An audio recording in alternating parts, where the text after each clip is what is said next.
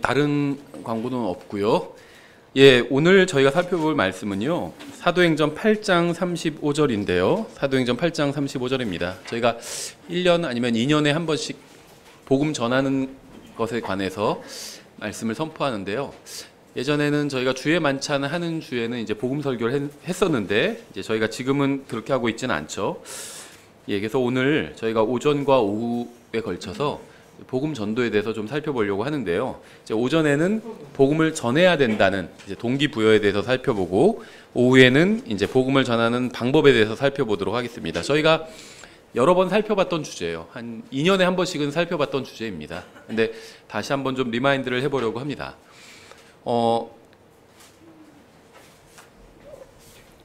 내가 복음을 열심히 전하지 않으면 필요한 말씀이라고 보시면 돼요. 나는 뭐 매일 정말 열심히 복음을 전한다, 이런 분이 아니라면 오늘 설교가 반복되는 설교이긴 하지만 필요한 말씀이라고 생각을 합니다. 예, 사도행전 8장 35절은요, 이 복음 전도가 무엇인지를 아주 잘 보여주는 구절이에요.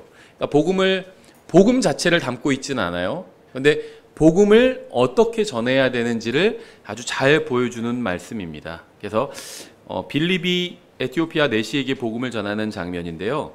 이제 이 성경에서 이제 특히 사도행전에서 이제 그리스도인들이 복음을 전하는 그러한 장면들을 저희가 좀 한 2가지 정도 찾아보려고 합니다. 예, 본문은 먼저 사도행전 8장 35절인데요. 사도행전 8장 35절. 예, 제가 받들어 읽겠습니다. 이에 빌립이 입을 열어 바로 그 성경 기록에서부터 시작하여 그에게 예수님을 선포하니라. 좀 더 압축해서 얘기하면 빌립이 입을 열어 예수님을 선포하니라. 입을 열어 그에게 예수님을 선포하니라. 예, 이게 이제 복음을 전한 모습을 아주 잘 보여주고 있는 말씀입니다. 먼저 잠깐 기도하겠습니다. 하나님 아버지, 주님께서 저희들에게 베풀어 주신 은혜로 인해서 감사드립니다. 저희들에게 주님의 유일하신 아들이신 예수 그리스도를 주시고 또 진리의 말씀을 주셔서 감사드립니다. 저희가 주님께서 베풀어 주신 이 은혜를 저희들만 누리지 않고 또 저희가 입을 열어서 다른 사람들에게 전해줄 수 있도록 도와주시기 원합니다. 예수님의 이름으로 기도드렸습니다. 아멘. 예, 사도행전 2장에서 이제 믿는 사람들은 성령님을 받고 나서 복음을 전하기 시작했습니다. 성령님을 받고 나서 바로 한 일은 복음을 전하는 일이었어요. 제자들의 전도로 약 3,000명가량 구원받게 되죠. 성경은 이들이 믿고 구원받자마자 바로 또 교회에 더해지게 되었다고 말씀하고 있습니다. 그리고 또 이들도 이제 복음을 전하게 됩니다. 로마서 10장에서 이제 복음 전도에 관한 굉장히 중요한 말씀을 하고 있는데요. 우리가 굉장히 자주 복음을 전할 때도 자주 인용하는 말씀인데요. 로마서 10장 8절 이렇게 되어 있어요. 그러나 그것이 무엇을 말하느냐? 말씀이 내게 가까이 있어 내 입에 있으며 내 마음에 있느니라. 입과 마음이 관련이 있다는 거죠.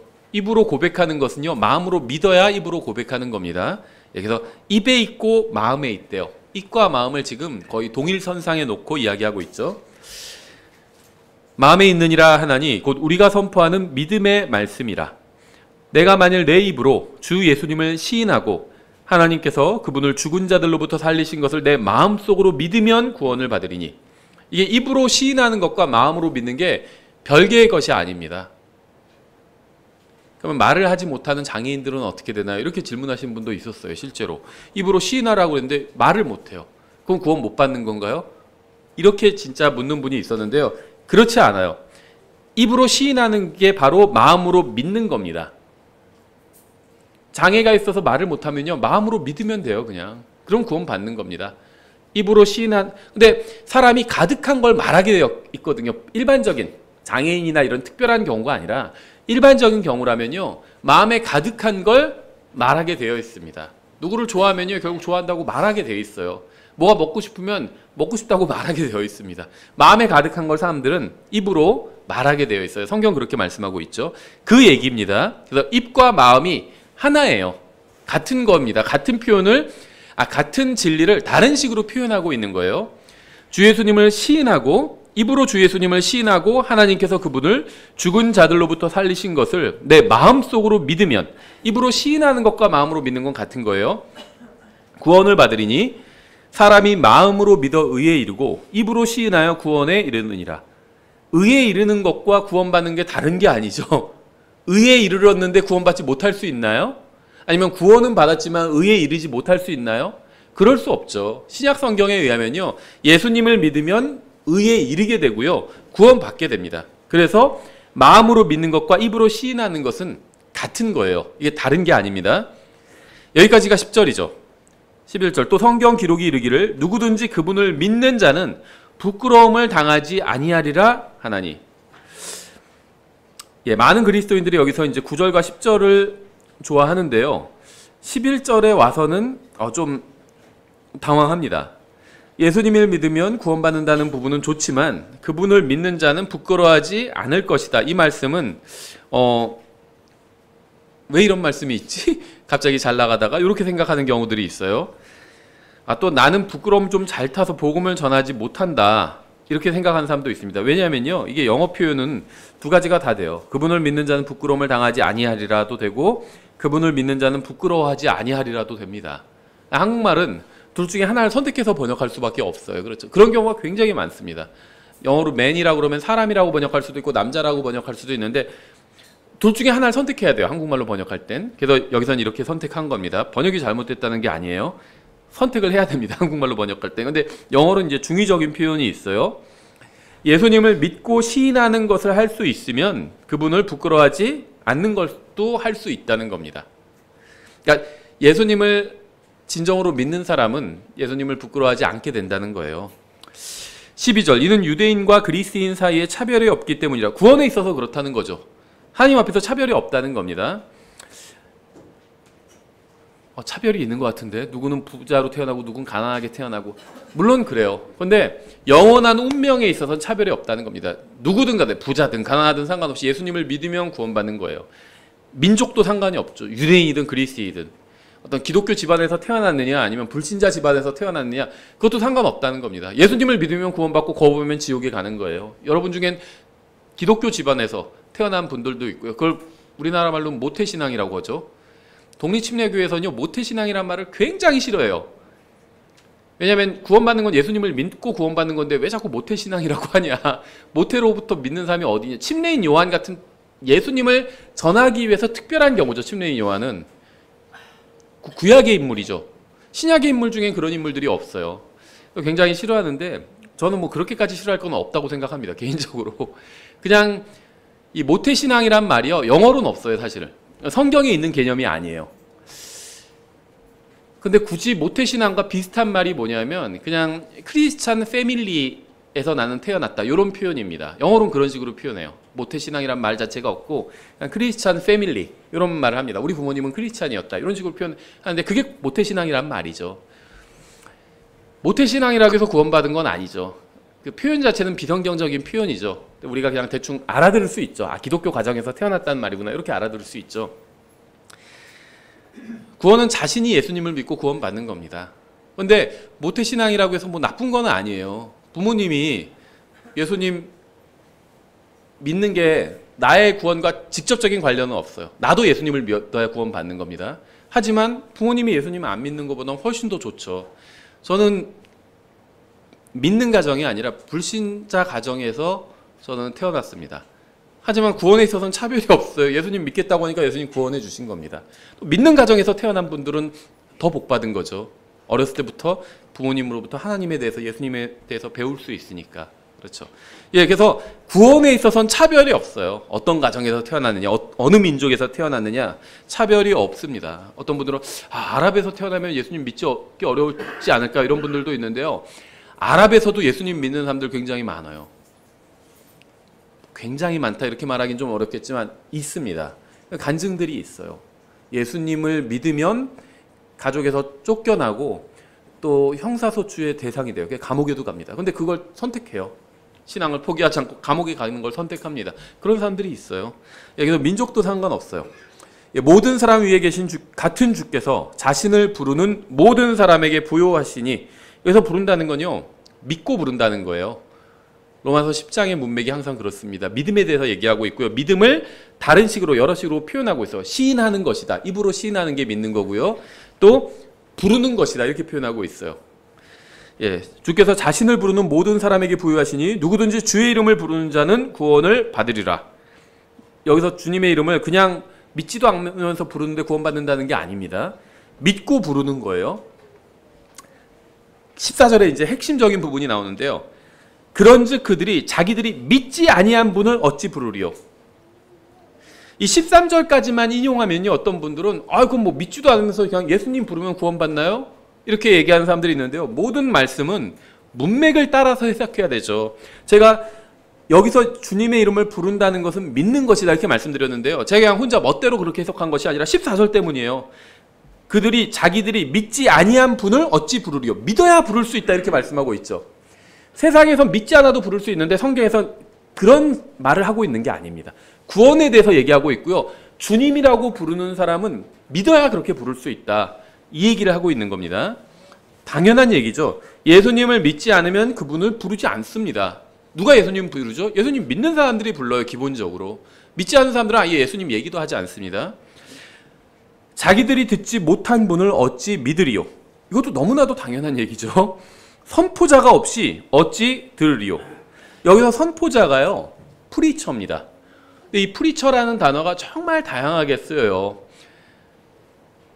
우리나라 교회에만 있는 어떤 교회 내에 직분이 굉장히 많이 있는데요. 이 전도사라는 것도 있죠. 전도사. 저는 뭐 전도사들 다 잘못됐다 이런 말을 하는 건 아닌데요. 영어 표현이 없어요. 전도사는 우리나라 교회만 있습니다. 강도사, 전도사 이런 거 우리나라에만 있어요. 성경에 없죠, 그런 게. 성경에 목자, 목사는 나오잖아요. 전도사는 안 나와요. 그래서 이 영미권 교회는 없습니다. 다른 나라 교회는 없어요, 전도사라는 게. 그래서 제가 아는 전도사가 있는데 이제 영어 원어민한테 자기를 소개하는데 저는 이제 뭐라고 소개할까 궁금했어요. 이분이 이제 자기가 전도사니까 전도사들이 자기가 목사라고 소개는 안 하거든요. 프리처라고 하더라고요, 자기를. 이제 어떤 분은 뭐 이벤젤리스트다 이렇게 소개하는 분도 있는데 이벤젤리스트는 전도사는 아니에요. 좀 다르죠, 개념. 왜냐면 우리나라 전도사 목사 되기 전의 과정 이런 걸로 보잖아요. 이벤젤리스트는 패스터 되기 전의 과정이 아니죠. 복음 전도자예요. 아예 직분이 다릅니다, 그거는. 예, 근데 이 프리처라는 표현이 일반적으로 우리가 설교자 이런 식으로 얘기를 하는데요. 제가 설교학 교재를 만약에 번역한다. 프리처라고 나오면 저도 설교자라고 번역할 것 같아요. 그렇게 잘못된 번역은 아닌데 정확한 표현은 여기서 말씀하시는 것처럼 선포자입니다. 프리치라는 것은요, 선포하는 거예요. 어떤 사실을 선포하는 겁니다. 이거는 뭐 목소리를 볼륨을 높이거나 낮추거나 이런 거가 관련이 없어요. 큰 소리로 외치고 그런 것과도 관련 없습니다. 조용하게 선포할 수도 있어요. 그래서 프리치라는 건 선포하는 것이고 프리처라는 건 어떤 사실을 선포하는 사람입니다. 그게 프리처예요. 그래서 이것은 목사만의 고유한 어떤 그 호칭이 돼버렸는데 오늘날에는 사실 성경에서는 그렇지 않아요. 이 프리처라고 하면 이 사람은 다 목사다. 요즘은 그렇게 해석하거든요. 근데 성경은 그렇지 않습니다. 여기서 선포자가 없는데 어찌 복음을 들을 수 있느냐 이렇게 얘기하고 있죠. 패스터라고 하지도 않고요. 이벤젤리스트라고 하지도 않습니다. 또 뭐 전임 사역자라고 하지도 않죠. 이 선포자라는 것은 복음을 전하는 사람을 의미하는 것이고요. 이 문맥에서는요, 또 성경에서는 구원받은 모든 사람을 의미하는 겁니다. 구원받은 모든 사람은 다 프리처가 될 수 있어요. 여자 목사가 될 수 있다는 게 아니라 복음 선포자가 될 수 있다는 겁니다. 복음 전도자는 은사가 필요해요. 그런데 복음을 선포하는 사람은 은사가 없이도 그냥 선포하면 되는 겁니다. 그러니까 이벤젤리스트는 다른 사람을 이벤젤라이즈 하는 거예요. 그 사람이 예수님을 믿게 하는 겁니다. 복음을 전도하는 은사가 있어요. 이벤젤리스트들은. 패스터들은 말씀을 가르치는 은사가 있는 것처럼 이 복음 전도자들은 복음을 전하는 은사가 있습니다. 누구나 구원받은 사람 복음 전할 수가 있지만 복음을 전하는 은사가 있는 사람들은 복음을 굉장히 잘 전해요. 그런데 모든 그리스도인들은 프리처가 될 수 있다는 겁니다. 복음을 복음을 전할 수 있다는 거예요. 모든 그리스도인들이. 성경에 의하면 이 프리칭, 선포라는 것은 오늘 사도행전 8장 35절에서 굉장히 이 선포라는 말, 프리칭이라는 말을 아주 잘 정의해주고 있습니다. 선포는요, 예수님을 아는 사람이 예수님을 모르는 사람에게 예수님을 알려주는 거예요. 이게 선포입니다. 선포는 설교단에 서서 믿는 사람들에게 성경을 강론하는 게 아니에요. 제가 지금 하고 있는 것은 사실 프리칭이 아닙니다. 영미권에서는 저를 보고 지금 프리칭하고 있다 이렇게 얘기해요. 근데 뭐 일반적으로 그렇게 얘기할 수 있어요. 근데 사실 성경적인 의미의 프리칭을 하는 건 아니에요, 저는. 그럼 전 지금 뭘 하고 있느냐? 전 티칭을 하고 있는 겁니다. 성경을 가르치고 있는 거예요. 그래서 이 티칭은요, 사실 교회에 우리가 티칭을 성경 공부 이렇게 번역하거든요. 근데 사실은 교회에서 믿는 사람들에겐 티칭을 하는 겁니다. 성경을 펴서 가르치는 거예요. 믿지 않는 사람들에겐 프리칭을 하는 겁니다. 복음을 선포하는 겁니다.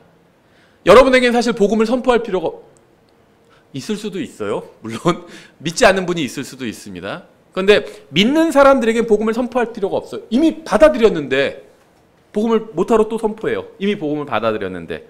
믿지 않는 사람들에게 기본적으로 복음을 선포하는 겁니다. 믿는 사람들은 이제 성경을 가르치면 돼요. 성경을 배워야 됩니다. 티칭을 하는 겁니다. 예, 선포는 누군가에게 예수님을 알려주는 겁니다. 예수님을 모르는 사람들이 우연히 예수님을 알게 될 수는 없습니다. 예수님을 모르는 사람들이 스스로 예수님을 찾아 나서지도 않아요. 요즘은 이 돈 아킹을 잘 하지 않는데요. 그러니까 이 기독교가, 우리나라 기독교는요, 이제 미국에서 다 수입되어 온 거예요. 그래서 성경적인 것도 있고 성경과 관련 없는 것들도 있어요. 그게 뭐냐면 이제 미국 문화적인 거. 그게 뭐냐면 대표적인 게 할로윈은 우리가 뭐 기독교 문화에 넣을 수는 없겠죠. 그건 이교도 문화죠. 추수감사절이에요. 추수감사절은 성경에 있는 것이 아닙니다. 관련이 없어요. 성경과는. 미국의 교회가 드리는 추수감사절. 근데 그걸 우리나라도 그대로 수입해서 하고 있는 거죠. 저는 뭐 그걸 비난하고자 하는 건 아니에요. 추수하고 나서 하나님께 뭐 감사하는 게 잘못된 거는 아니죠. 근데 성경에 성경에 있는 그러한 것은 아니라는 겁니다. 미국 기독교에 속한 거예요. 근데 이제 수입이 되면서 좀 다른 식으로 바뀐 것들도 있어요. 대표적인 게 저는 이 비지테이션이라고 생각해요. 비지테이션이 이제 성경에선 비짓이 방문이라고 번역했는데요. 이제 보통 우리가 신앙서정에 나오면은 번역할 때 신방이라고 번역하거든요, 많이. 비지테이션. 근데 우리나라는 신방이라고 하면 뭐죠? 우리 교회 다니는 가정들을 목사가 이렇게 방문하는 걸 신방이라고 부르죠. 영어는 달라요. 비지테이션이라고 하면 도나킹이에요. 복음 전하러 가는 겁니다. 믿는 사람의 가정에 갈 수도 있죠, 목회자가. 근데 그걸 신방이라고 부르지, 비지테이션이라고 부르지 않아요. 비지테이션 가자, 그렇게 얘기하면 복음 전하러 가자는 얘기입니다. 집집마다 돌아다니면서 노크를 하고 들어가서 이제 복음을 전하는 거예요. 아니면 문 앞에서 복음을 전하든지. 미국은 우리나라처럼 이렇게 아파트가 많지 않잖아요. 그러니까 가정집들이 많아요. 돌아다니면서 노크하고 그 다음에는 복음을 전하거든요. 그래서 비지테이션 아니면 도어 너킹, 문 두드리는 거, 이게 다 복음 전도의 의미로 이제 일반적으로 교회에서는 사용을 합니다. 예, 그래서 성경에 의하면요. 제가 왜 이 말씀을 드렸냐면 복음을 전하러 가서 복음을 전해야지 누구에게 복음이 전해지는 거죠. 거꾸로 와가지고 안 믿는 사람이 우리 집에 와가지고 똑똑똑해서 누구세요? 그러니까 저요 복음이 좀 궁금해서 들어왔어요. 이런 일은 일어나지 않는다는 겁니다. 안 믿는 사람이 와서 복음 좀 알려달라고 하는 경우도 있겠지만 아주 극소수예요. 정말 모르겠어요. 뭐 벼락 맞을 확률, 로또 당첨될 확률, 이런 정도의 확률이라고 생각해요. 거의 일어나지 않아요, 그런 일은.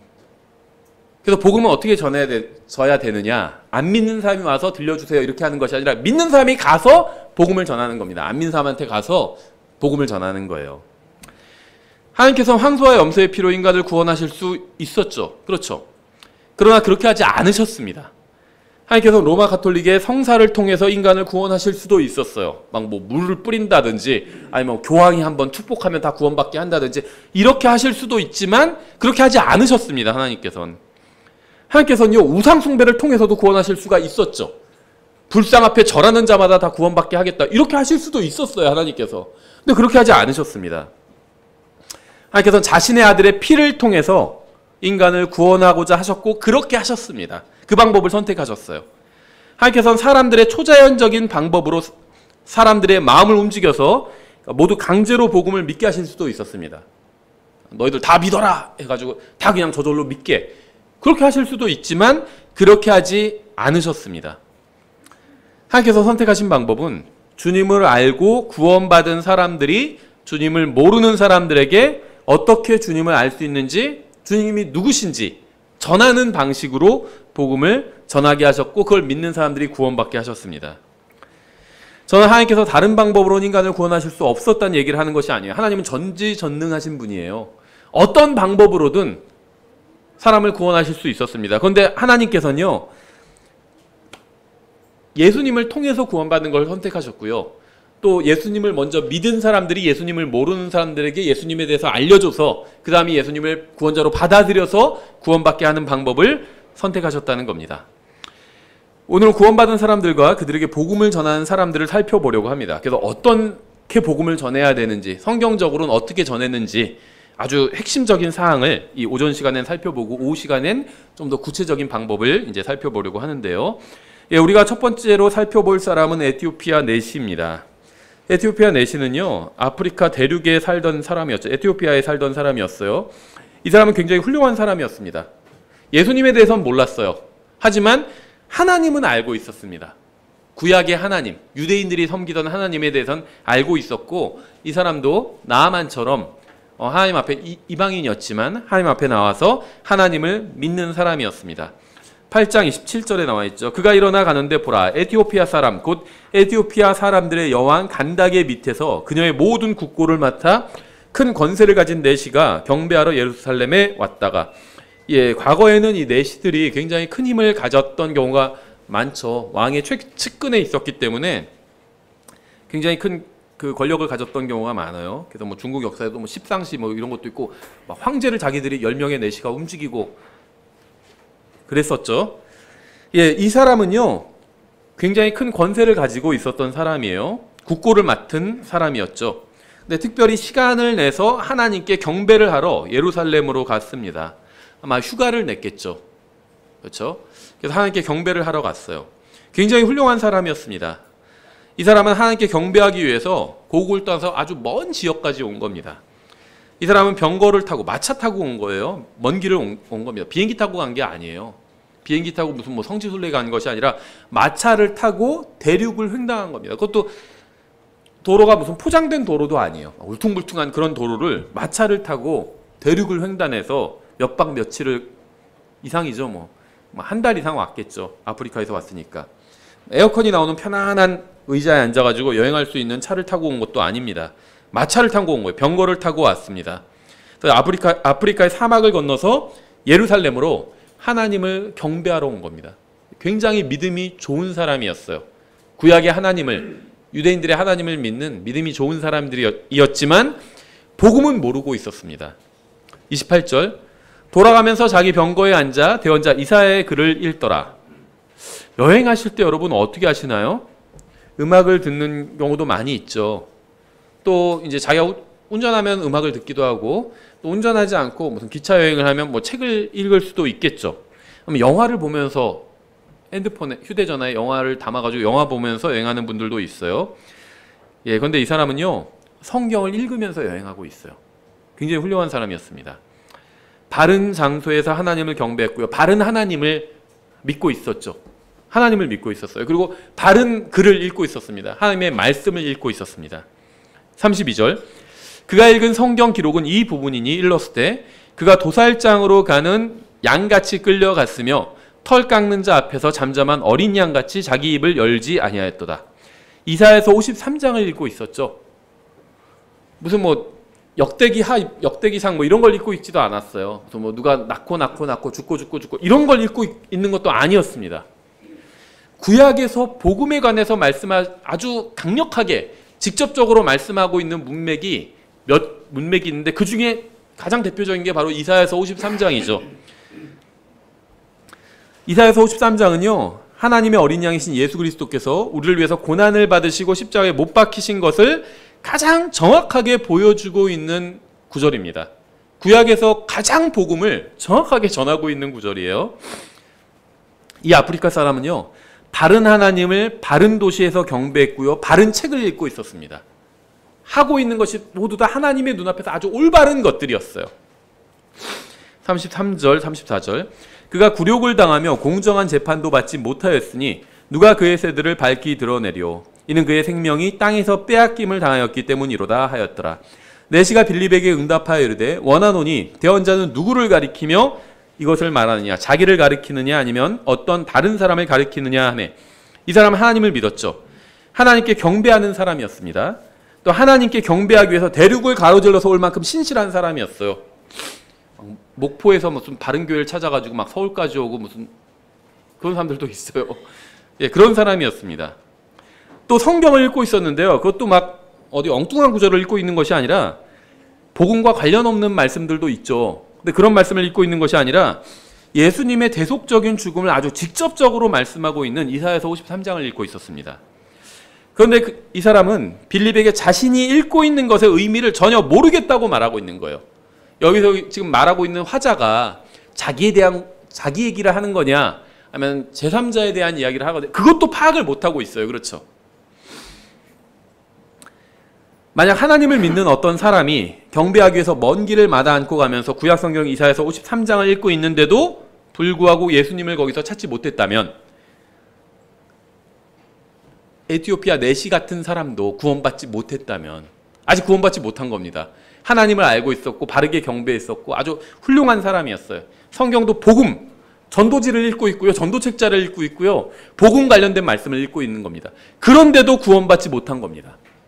이런 사람도 아직 구원받지 못했다면 여러분의 이웃, 여러분 주위에 있는 사람들이 여러분이 복음을 전하지 않는데 구원받을 확률은 거의 없겠죠.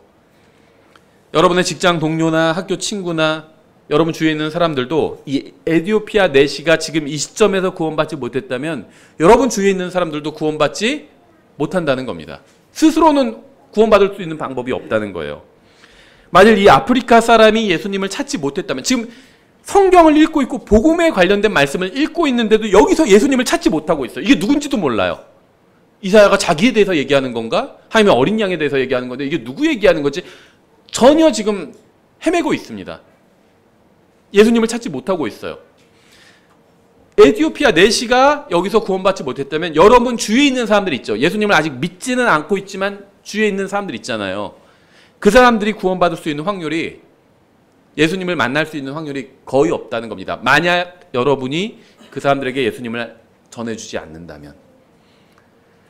다시 사도행전 8장으로 26절로 돌아가서요. 주의 천사가 빌립에게 말하여 이르되 이제 이 사건 지금 빌립이 만나서 제가 지금 인용한 부분은요. 빌립과 에티오피아 내시가 만나서 에티오피아 내시가 이제 복음에 대해서 물어보는 데까지 제가 인용을 했죠. 그 전으로 좀 돌아가서 살펴보겠습니다. 8장 26절에 주의 천사가 빌립에게 말하여 이르되 일어나 남쪽으로 가서 예루살렘에서 가자로 내려가는 길로 가라 하였는데 그곳은 사막이더라. 사막, 사람도 없는 데로 가라고 한 겁니다. 여기서 중요한 부분이요. 일어나 가라예요. Arise and go. 일어나 가라. 그리고 그 다음에 뭐라고 되어 있는지 보이시죠? 그가 일어나 갔는데 arose and went. 하나님께서는 일어나 가라고 말씀하셨고 빌립은 일어나서 갔다는 겁니다. 빌립은 하나님의 말씀에 순종해서 갔고요. 하나님을 경배하고 성경을 읽으며 병거를 타고 가고 있는 에티오피아 사람을 만나게 된 겁니다. 복음을 전하라고 하나님께서 명령하셨고 빌립은 그 명령에 순종해서 복음을 전하러 나갔더니 복음을 들어야 될 사람을 만나게 되었다는 겁니다. 29절에 그때 성령께서 빌립에게 이르시되 가까이 가서 이 병거에 합류하라 하시거늘 빌립이 거기로 내시에게로 달려가 그가 대언자 이사야의 글을 읽는 것을 듣고 이르되 그대가 읽는 것을 깨닫느냐 하며 내시가 이르되 누가 나를 지도해 주지 않으면 어찌 내가 깨달을 수 있으리요. 혼자 알 수 없다는 겁니다. 하고 빌립이 올라와 자기와 같이 앉을 것을 청하니라. 내시는 예수님께서 우리의 죄값을 치르기 위해서 십자가에 달려 죽으시는 부분을 읽고 있었어요. 완전 복음에 관련된 부분을 읽고 있었습니다. 그는 예수님께서 우리를 죄에서 씻기시려고 피를 흘리는 부분을 읽고 있었죠. 그런데 이사야서 53장 5절이죠. 그러나 그는 우리의 범법들로 인해 부상을 당하고 우리의 불법들로 인해 상하였노라. 그가 징벌을 받음으로 우리가 화평을 누리고 그가 채찍에 맞음으로 우리가 고침을 받았도다. 이 부분을 읽고 있었죠. 빌립이 그 사람한테 그대가 읽는 것을 깨닫느냐 이렇게 물었습니다. 지금 제가 이사야서 53장 이 5절을 인용했는데요. 여러분 아마 대부분 이 말씀이 무엇을 의미하는지 아실 거예요. 예수님께서 우리를 대신해서 십자가 위에서 우리의 죄값을 갚아주셨다는 말씀이잖아요. 이해하기 어려운 말씀이 아니에요. 그렇죠? 성경에 좀 어려운 부분도 있거든요. 근데 이건 어려운 부분이 아니에요. 아주 쉬운 부분입니다. 그래서 이 아주 쉬운 걸 하나님을 믿고 있는 사람에게 빌립이 물어본 겁니다. 이게 무슨 의미인지 아시겠어요? 이렇게 물어본 거죠.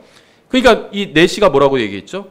누가 나를 지도해 주지 않으면 어찌 내가 깨달을 수 있으려? 누가 알려주지 않는데 내가 어떻게 알 수 있냐? 이렇게 얘기하고 있는 거죠.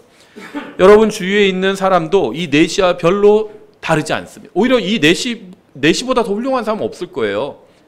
믿음에 있어서 이 내시는 아주 훌륭한 사람이었습니다. 하지만 구원받지는 못했다는 겁니다.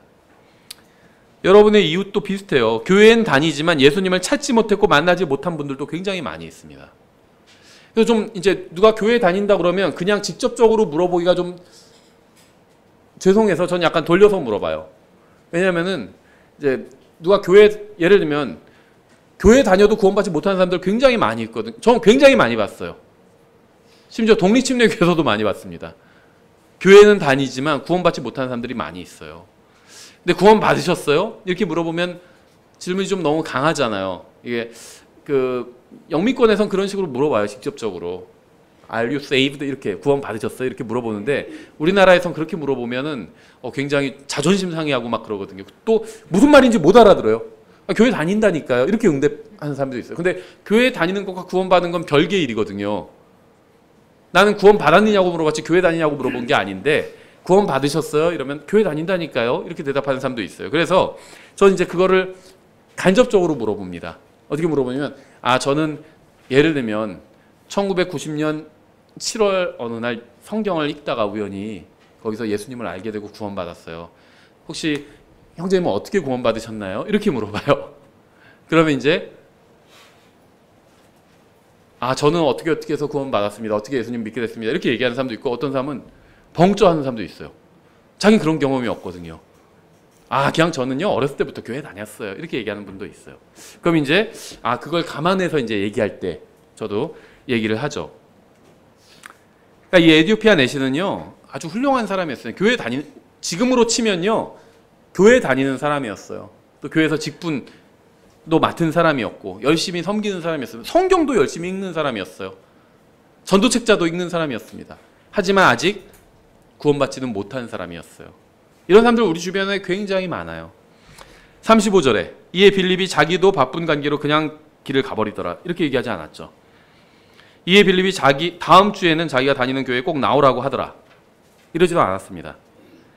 이에 빌립이 입을 열어. 이것이 바로 성경이 말씀하시는 복음 전도예요.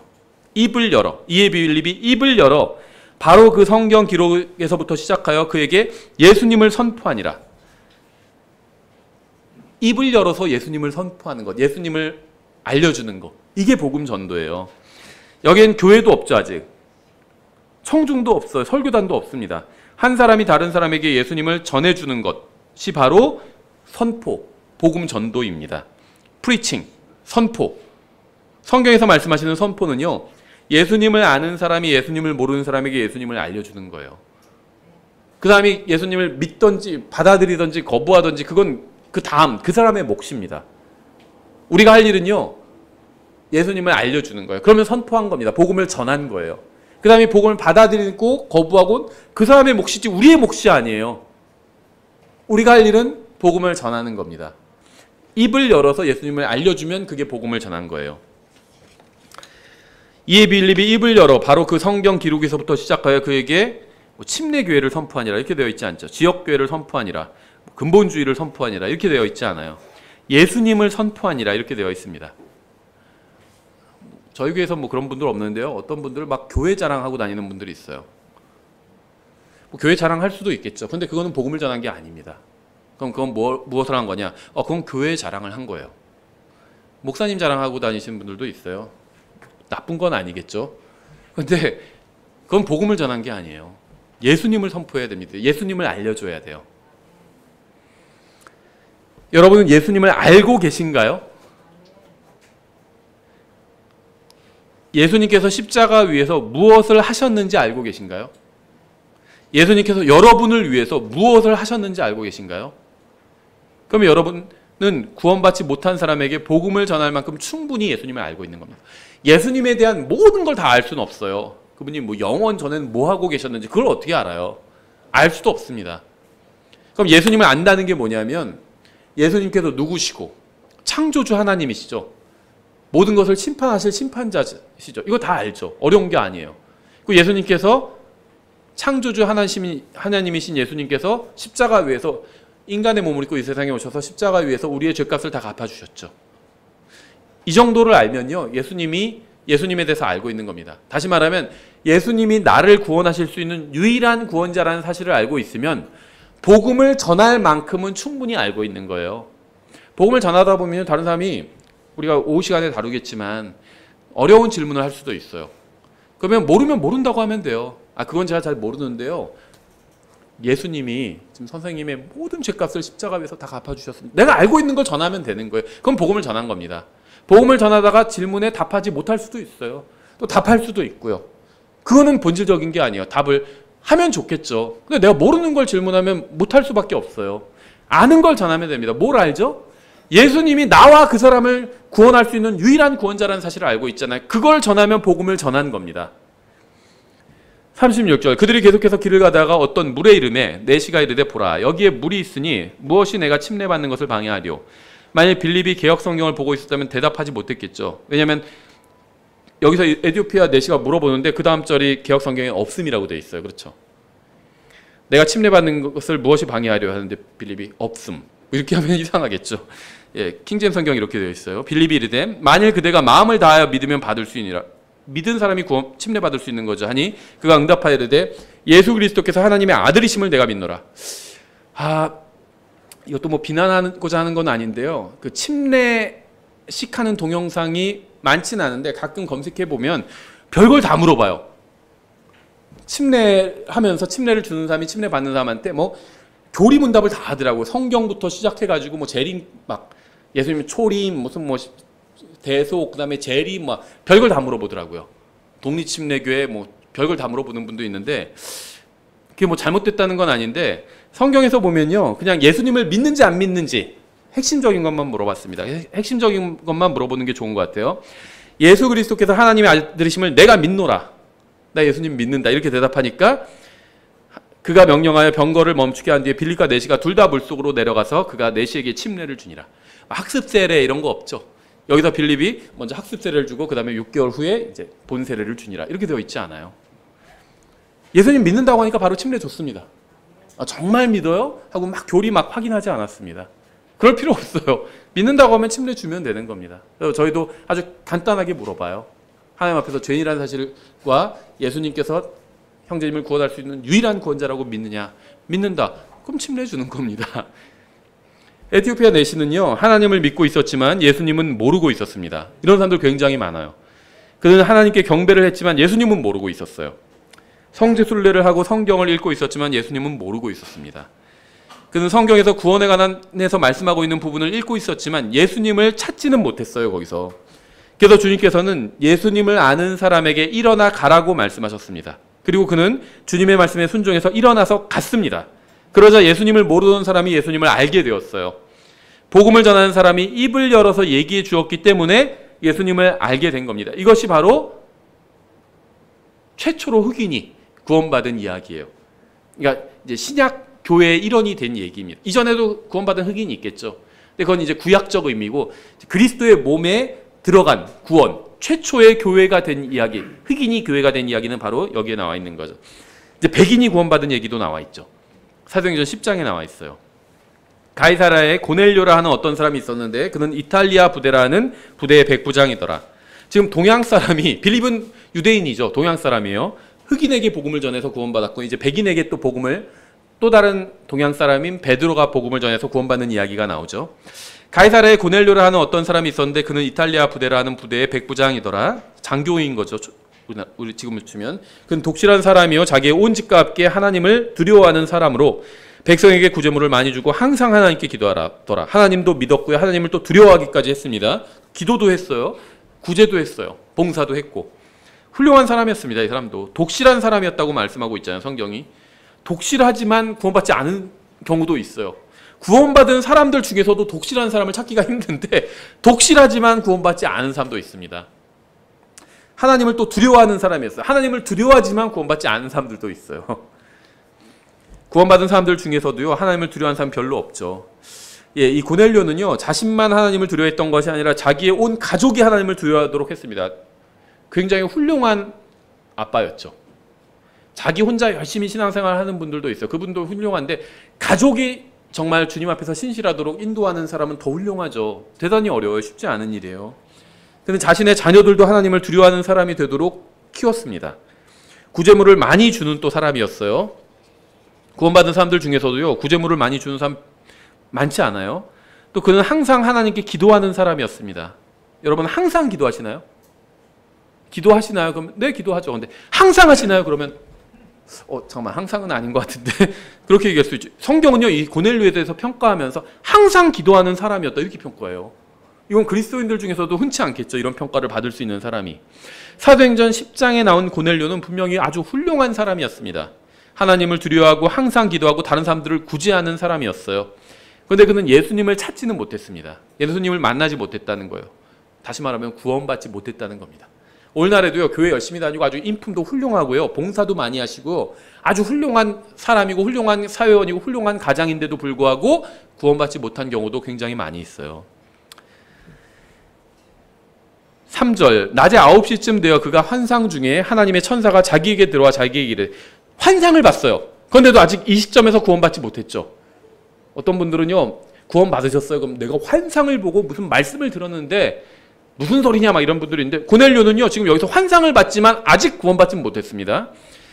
하나님의 천사가 자기에게 들어와 자기에게 이르되, 고넬료야 하는 것을 분명히 보매 그가 그를 바라보고 두려워하여 이르되, 주여 무슨 일이니까 하니, 그가 그에게 이르되, 내 기도와 내 구제가 올라와 하나님 앞에서 기억되었은즉 지금 사람들을 욥바로 보내어 베드로라 하는 시몬을 부르라. 그가 시몬이라 하는 무두장이와 함께 묵고 있는데 그의 집은 바닷가에 있느니라. 내가 마땅히 해야 할 일을 그가 내게 말하여 주리라 하더라. 왜 천사가 복음을 직접 전해주지 않았을까요? 이 정도면 천사가 나와가지고 너 예수님이란 분이 십자가 위에서 돌아가신 거 알지? 들었지? 그게 바로 예수님은 하나님인데 네 죄값을 갚아주기 위해서 인간의 몸을 입고 이 세상에 오셔서 십자가 위에서 다 갚아주셔서 이렇게 알려줘도 되지 않나요? 이쯤 되면은? 근데 천사가 알려주지 않았어요. 대신 복음을 알고 있는 사람을 지금 소개해주고 있는 겁니다. 그렇죠? 왜 이렇게 했냐면요, 지금 이 시대, 교회 시대에는요, 천사가 복음을 전하도록 허락받지 못했기 때문입니다. 복음을 전할 수 있는 특권은 사람만 가지고 있어요. 나중에 대환란 때는요, 천사가 날아가면서 영원한 복음을 전하죠. 지금은 아니에요. 천사는요, 고넬료를 도와줄 수 없었다는 겁니다. 천사를 봤으면 좋겠다, 막 천사가 나를 도와줘, 뭐 이런 생각하시는 분들이 있는데요. 고넬료는 지금 이 시점에선 죽으면 지옥에 가죠. 예수님을 믿고 구원받지 못했어요, 아직. 근데 천사가 복음을 전해줄 수가 없었다는 겁니다. 그러니까 천사도 고넬료를 도와줄 수가 없었다는 거예요. 만약 천사가 사람들 앞에 나타난다 해도요, 그들은 복음에 대해서 할 수 있는 말이 아무것도 없습니다. 허락되지 않았어요, 그들에게는. 복음을 간절히 듣기 원하는 고넬료에게 천사가 한 말은요, 베드로를 부르라 이 말이었습니다. 그 사람이 복음을 알고 있으니까 베드로를 부르라 이 말이었어요. 19절, 베드로가 그 환상에 대하여 생각할 때 성령께서 그에게 이르시되, 베드로에게 다른 환상을 또 보여주셨죠. 보라, 세 사람이 너를 찾으니 그러므로 너는 일어나 내려가서 아무것도 의심하지 말고 그들과 함께 가라. 내가 그들을 보내었느니라 하시니라. 어디서 본 말씀이죠. 일어나 가라. 영어로 정확히 똑같아요. Arise and go. 빌립에게도 주님께서 뭐라고 말씀하셨죠? Arise and go. 일어나서 가라고 말씀하셨어요. 베드로한테도 뭐라고 말씀하셨죠? 일어나 가라고 말씀하셨습니다. 빌립은 일어나 가라는 말씀을 들었을 때 어떻게 했죠? 일어나서 갔어요. 베드로는 어떻게 했죠? 일어나 가라는 말씀을 들으니까 일어나서 갔습니다. 21절, 이에 베드로가 고넬료가 자기에게 보낸 사람들에게 내려가 이르되, 보라, 내가 곧 너희가 찾는 사람인데 너희가 무슨 까닭으로 왔느냐 하니, 그들이 이르되, 백부장 고넬료는 의로운 사람이요 하나님을 두려워하는 사람으로 유대인들의 온 민족 가운데서 좋은 평판을 얻고 있는데 그가 하나님으로부터 거룩한 천사편의 경고를 받고 사람을 보내 당신을 자기 집으로 초청하여 당신의 말씀을 들으려 하나이다 하네. 여러분이 없는 곳에서 여러분의 아랫사람이 여러분을 의로운 사람이라고 한다면 여러분 정말 좋은 사람임에 틀림없죠. 내가 없는 곳에서, 그렇죠, 내가 사장인데 내가 없는 곳에서 우리 사장님 정말 좋은 분입니다, 이렇게 얘기한다면 여러분 괜찮은 사람인 거예요. 베드로가 있는 곳은 고넬료의 집으로부터 먼 곳이었습니다. 따라서 고넬료가 보낸 사람들은 그에 대해서 무슨 말이든 할 수 있었어요. 그렇죠? 자꾸 우리 주인님이 그냥 쓸데없이 자꾸 그냥 교회에 빠져가지고 그냥 지금 모시고 오라고 해서 오는 건데 그냥 왔어요, 뭐 이렇게 얘기할 수도 있었겠죠. 근데 그렇게 얘기하지 않았어요. 사람들은요, 당사자가 없는 곳에서 무슨 말이든 하죠. 하지만 고넬료는요, 그가 없는 곳에서도 좋은 증언을 들을 만한 훌륭한 사람이었습니다. 정말 훌륭한 사람이었던 거예요. 인격적으로도. 고넬료가 없는 데서도 고넬료 욕을 하지 않았던 거예요, 사람들이. 23절, 이에 베드로가 그들을 불러들여 묻게 하고 이튿날 그들과 함께 떠나니 요빠에서 온 어떤 형제들도 그와 함께 가니라. 그 다음날 그들이 가이사랴에 들어가니라. 고넬료가 자기 친족들과 가까운 친구들을 함께 부르고 그들을 기다리더라. 롯보다 훌륭한 사람이었죠. 롯이 사위들에게 복음 전하려고 할 때 사위들 반응이 뭐였죠? 농담하는 자로 여겼다고 그래요. 하나님께서 우리를 여길 지금 심판하시려고 그래. 그래서 우리가 지금 하나님의 심판을 피해야 돼, 이런 얘기를 하는데 막 웃은 거예요. 우리 장인어른 농담도 잘하셔. 간증이 없었던 겁니다. 진지하게 복음을 전하려고 오는데 통하지가 않았던 거예요. 너 왜 그래? 너도 전에 나랑 같이 거기 가지고 이상한 짓 다 했잖아, 이런 얘기를 하는 거예요. 간증이 없으니까. 근데 고넬료의 경우는 달랐어요. 고넬료가 정말 중요한 말씀을 지금 전하려고 하니까 다 모여. 하니까 친척들, 친구들, 가까운 다 모였어요. 대단히 훌륭한 간증을 갖고 있었던 겁니다. 베드로가 들어올 때 고넬료가 그를 맞이하며 그의 발 앞에 엎드려 그에게 경배하거늘. 굉장히 종교적인 사람이었죠. 이탈리아 사람이 베드로를 교황이라고 생각하고 경배하려고 하고 있는 거죠. 베드로가 어떻게 했죠? 경배를 딱 받지 않았죠. 그 다음에 딱 손 내밀고 자기 손에 키스하라고 그러지 않았어요. 베드로가 그를 일으키며 이르되 일어나서라, 나도 사람이라고. 전 교황 중에 한 명도 이렇게 하는 거 못 봤어요. 경배하면 다 받아먹어요. 딱 자기한테 키스하라고 그러고. 이제 베드로가 고넬료의 집에 모인 사람들에게 무엇을 했는지 보면요, 34절, 이에 베드로가 입을 열어 말하되. 사도행전 8장에서 빌립이 한 것과 똑같습니다. 베드로는 그들에게 복음을 전했습니다. 예수님께서 죽으시고 부활하심을 전한 겁니다. 39절 40절에 있죠. 44절에서는요, 성령님께서 그들에게 임하셨다고 기록하고 있어요. 왜 그럴까요? 그들이 베드로의 증언을 듣고 예수님을 믿었기 때문에 성령님께서 임하신 겁니다. 사도행전 10장에 나온 백인이 어떻게 구원받았는지 아시겠죠? 예수님을 아는 사람이 베드로가, 예수님을 모르는 사람 고넬료는 아주 훌륭한 사람이고 종교적인 사람이고 교회 열심히 다니는 그런 사람이었어요. 하지만 구원받은 적은 없는 사람이었습니다. 그 사람에게 예수님이 누구시며 어떻게 하면 구원받을 수 있는지 알려주었습니다. 그러자 구원받은 거예요. 만일 하나님을 두려워하고 아이들도 하나님을 두려워하도록 키우고 다른 사람들을 구제하고 하나님 앞에서 의롭게 살았던 사람이 예수님을 찾지 못하고 구원받지 못했다면 여러분 주위에 있는 사람들도 예수님을 찾고 스스로 구원받을 확률은 거의 없다는 겁니다. 고넬료처럼 훌륭한 사람 보신 적 있어요? 구원받지 않은 사람 중에? 이런 사람도 구원받지 못했다면 여러분 주위에 있는 아직 구원받지 못한 사람들이 있잖아요. 그 사람들이 구원받을 확률은 없다는 거예요. 여러분이 복음을 전하지 않는다면.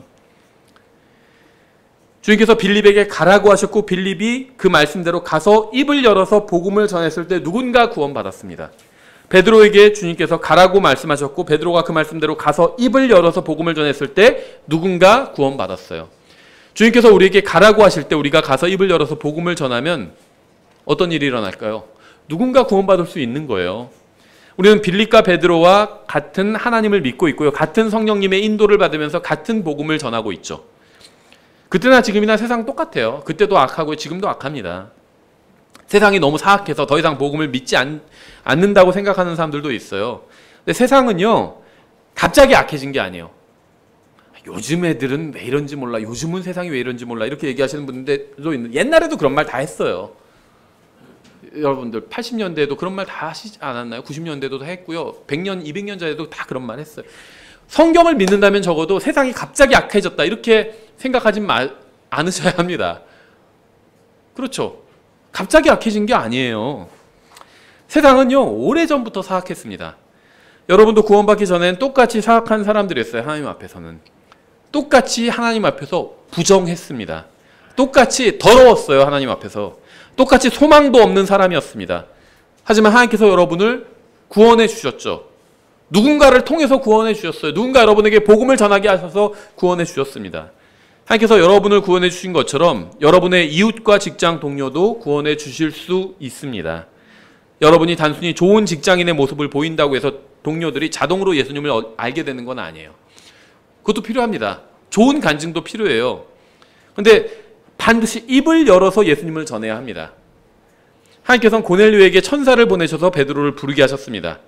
하나님께서 아직 베드로가 메시지를 듣기도 전에 사람들에게 그가 올 것이라고 미리 말씀하셨어요. 하나님께서 빌립과 베드로에게 가라고 명령하셨죠. 근데 그들이 순종할 것을 아셨습니다. 확신하고 계셨어요. 그래서 사람들에게 누가 올 것이니까 그에게 들으라고 말씀할 수 있었던 거죠. 이런 일이 우리 교회에서도 일어난다면 엄청난 부흥이 일어나겠죠. 우리가 나눠주는 전도지 중에 상당수는요, 쓰레기통으로 들어가거나 길에 버려집니다. 우리가 집집마다 돌아다니면서 복음을 전해도요, 대부분 거절당할 거예요, 아마. 우리가 수천 명의 사람들에게 복음을 전해도 복음을 듣고 구원받을 사람은 아마 소수에 속할 겁니다. 하지만 주님께서 가라고 명령하셨기 때문에 우리는 가서 복음을 전하면 되는 거예요. 우리가 그렇게 주님의 명령에 순종하다 보면 주님께서는 우리를 통해서 일하실 수 있다는 겁니다. 구원받는 사람들이 생기고 교회에 더해지는 사람도 생길 수가 있어요. 우리에게 중요한 것이 무엇인지 아세요? 한번 생각해 보세요. 뭐가 정말 중요한 건지. 우리가 지금 우리 인생에 중요한 문제라고 생각하는 것들이 있잖아요. 이게 하나님의 관점으로 좀 보자고요. 그리스도인은요, 하나님의 관점으로 볼 수 있어야 되거든요. 하나님의 관점.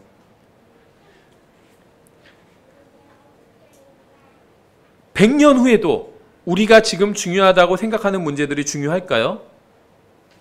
하나님의 관점으로 본다는 게 어떤 관점일까요? 저는요, 그게 그리스도의 심판석의 관점이라고 생각해요. 우리가 지금 중요하다고 생각하고 많은 시간을 할애하고 써서 하는 일들이 그리스도의 심판석에서도 과연 중요한 일이었다고 드러날까요? 100년 후에 우리가 어떤 집에 살았는지, 몇 평짜리 집에 살았는지, 이게 정말 중요한 일이라고 드러날까요? 우리가 하늘나라에서 예수님과 함께 있을 때에는 여러분의 자녀가 학교에서 무슨 상을 받든지 아니면 무슨 대학을 갔든지 이런 거 그렇게 중요하지 않은 일로 드러나게 될 겁니다. 좋은 대학 가는 거 중요해요. 그런데 그렇게 중요한 일은 아니라는 겁니다. 그보다 훨씬 더 중요한 일들이 있다는 거예요. 전 지금 비현실적인 이야기를 하고 있는 것이 아닙니다. 저는 100년 후의 이야기를 하고 있는 거예요. 100년. 100년 후에는 여러분이 누구를 예수님께로 인도했느냐가 가장 중요한 일이었다고 드러날 겁니다. 여러분이 전하는 복음을 듣고 구원받은 사람들은 영원히 감사하며 찬양할 거예요. 그들은 영원히 주님을 경배할 것이고 영원히 하늘나라에 거할 것입니다. 이거보다 더 중요한 일이 있을까요?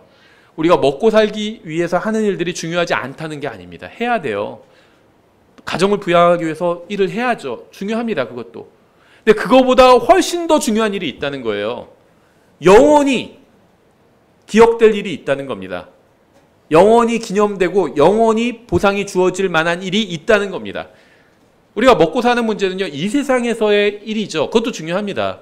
70년, 80년 가는 일이죠. 그것도 중요합니다. 근데 영원한 일도 있다는 거예요. 마가복음 16장 15절에서 예수님이 이렇게 말씀하셨죠. 너희는 온 세상에 가서 모든 창조물에게 복음을 선포하라. 이렇게 말씀하셨습니다. 우리가 일어나 가라는 주님의 말씀에 순종한다면 아마 복음은 훨씬 더 많이 전해지겠죠.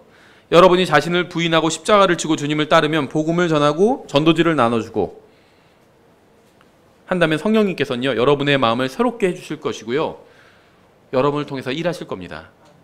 오늘 이 자리에 앉아있는 여러분 중에는 낙심한 분도 있을 거고요, 또 마음이 침체된 어려운 일로 인해서 마음이 괴로운 분들도 있을 겁니다. 또 침체된 분들도 있을 거예요, 신앙이.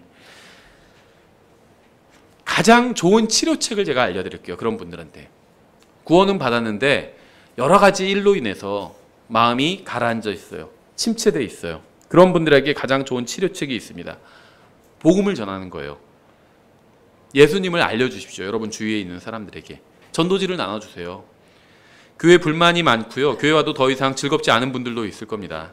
그런 분들도 나가서 복음을 전하면요, 교회 생활에 다시 활력을 찾게 될 거고요. 불만이 사라질 거예요. 한번 해보세요. 불만이 많은 분들은요, 복음을 전해보면요, 불만이 사라질 겁니다. 복음을 전하라는 주님의 말씀에 순종하면 주님께서는 그 어떤 것보다 더 큰 복을 주실 겁니다. 또 힘을 주실 거예요. 주님께서는 여러분에게 구령하라는 명령을 하신 것이 아니라 복음을 전하라고 명령하셨어요. 다른 사람 설득해서 반드시 그 사람 예수님을 믿는 사람으로 만들어라, 이렇게 명령하신 적은 없습니다. 그게 잘못됐다는 건 아니에요. 근데 그렇게 명령하신 적은 없어요. 그런 명령을 하셨다면 좀 부담이 되겠죠. 난 말을 잘 하지도 못하는데 저 사람 설득해서 반드시 예수님 믿게 해야 된다면 부담이 될 수밖에 없어요. 그렇죠? 근데 주님께서는 그런 명령을 하신 것이 아니라 복음을 전하라고 명령하셨어요. 복음을 전하라고. 복음을 전하면 되는 겁니다. 그 사람이 받아들이든 안 받아들이든 그건 그 사람의 일이에요. 우리는 항상 구령할 수는 없지만 항상 복음을 전할 수는 있어요. 그렇죠? 전도지를 나눠줄 수는 있어요. 이것은 우리가 순종만 한다면 전혀 실패하지 않고 수행할 수 있는 명령입니다. 복음을 전하는 것은 우리가 아는 것을 다른 사람들에게 전해주면 되는 것이에요. 전도지를 하루에 한 사람에게 나눠줄 수는 있잖아요. 항상 다른 사람을 설득할 수는 없지만 항상 다른 사람에게 예수님에 대해서 말해줄 수는 있어요. 듣기 싫다고 그러면 전도지라도 줄 수 있잖아요. 그럼 이거 한번 꼭 읽어보세요. 이렇게 주면 되는 겁니다. 여러분은 그리스도의 심판석에서 자신이 상을 받게 될 것이라고 생각하시나요? 만일 상을 받지 못한다면 왜 받지 못하게 될까요? 생각해 보셔야 돼요. 한번. 그리스도의 심판석에서 내가 주님께로부터 보상을 받게 될지, 아니면 못 받을 것 같으면 왜 못 받게 될지 한번 생각해 보셔야 된다는 겁니다. 여러분의 마음이 이 세상에 관한 것들로 가득 차 있다면 보상을 받지 못하겠죠. 하나님께서는요, 놀라운 점이 뭔지 아세요? 하나님께서는 지금도 사람들을 구원하고 계시다는 겁니다. 지금도. 여러분이 주님의 명령에 순종하기만 한다면 여러분도 그러한 하나님의 역사에 동참할 수 있다는 거예요. 하나님께서는 그리스도인들에게 일어나 가라고 말씀하십니다. 빌립은 일어나서 가서 복음을 전했어요. 베드로도 일어나 가서 복음을 전했습니다. 여러분도 가서 입을 열어서 복음을 전할 수 있습니다. 복음 전도는요, 항상 입을 열어서 예수님을 알려주는 게 복음 전도예요. 내가 좋은 행동을 하는 것도 좋죠. 그리스도인답게 사는 것도 좋습니다. 그게 있어야 복음을 더 쉽게 전할 수 있겠죠. 하지만 훌륭하게 하나님 말씀대로 사는 거 굉장히 중요합니다. 저희 그걸 많이 강조하죠. 근데 말씀대로 사는 게, 훌륭한 삶을 사는 게 복음을 전한 것은 아니라는 겁니다. 그건 관련이 없는 일이에요. 복음을 전하는 건요, 성경이 말씀하시는 복음 전도는 항상 입을 열어서 누군가에게 예수님에 대해서 알려주는 겁니다. 그게 복음 전도예요. 말씀대로 사는 것도 필요하죠. 근데 복음 전도와는 별개의 일이라는 겁니다. 말씀대로 살지만 입을 열어서 행위는 있어요. 하나님 말씀대로 사는 행위는 있어요. 그럼 훌륭하죠. 근데 입을 열어서 누군가에게 예수님을 알려주지 않으면 복음은 전하지 않은 겁니다. 복음 전도는 항상 입을 열어서 누군가에게 예수님을 알려줘야 돼요. 빌립이 그랬고 베드로가 그랬죠. 복음을 전한 겁니다. 빌립과 베드로는.